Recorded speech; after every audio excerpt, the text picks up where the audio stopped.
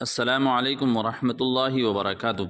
ناظرین کرام، آج تاریخ 15 ذوالقعدہ مطابق 14 مئی 2025 ہے اور آج کی خبر کا عنوان ہے ہند و پاک جنگ بندی کے بعد سری نگر سے عازمین حج کی روانگی کا سلسلہ بحال۔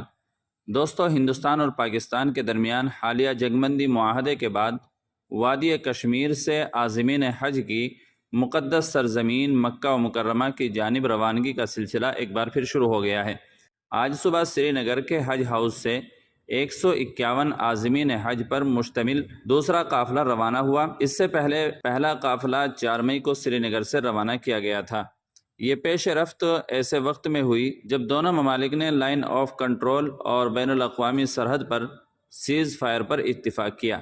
یاد رہے کہ گزشتہ ہفتے ہندوستانی افواج نے پہلگام حملے کے جواب میں پاکستان کے زیر انتظام جموں و کشمیر میں دہشت گردوں کے لانچ پیڈز کو نشانہ بنایا تھا، جس کے بعد سرحدی کشیدگی میں اضافہ ہوا تھا۔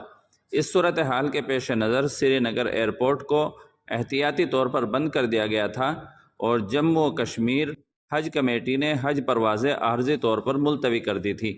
تاہم حکام نے یقین دہانی کرائی ہے کہ 14 اور 15 مئی کو حج پروازیں اپنے مقررہ وقت پر روانہ ہوں گی، جبکہ منسوخ شدہ پروازوں کے لیے نیا شیڈول جلد جاری کیا جائے گا۔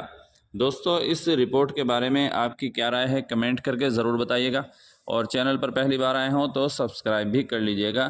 السلام علیکم ورحمۃ اللہ وبرکاتہ۔